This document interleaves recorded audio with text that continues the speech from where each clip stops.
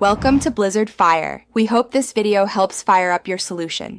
You will start by forcing Windows into the recovery environment. First, save any unsaved work and then hold Shift while clicking Restart. Once done, make sure to choose Repair Your Computer. If that fails, boot from a USB Windows installer. Check BIOS or UEFI to enable USB boot and set media first.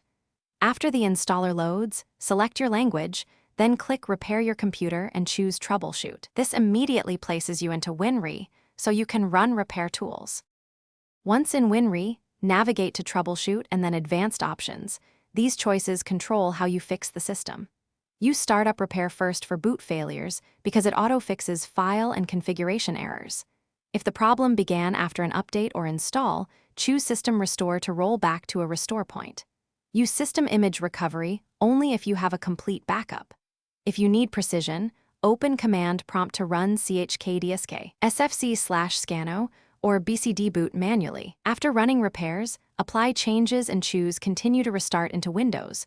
Once done, verify the system boots normally.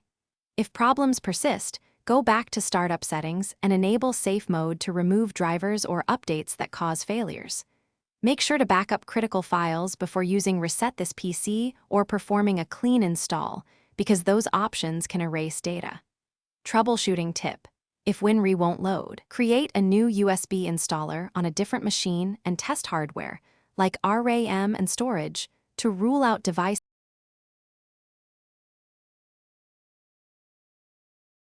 Thanks for watching. If you found this helpful, don't forget to like and subscribe.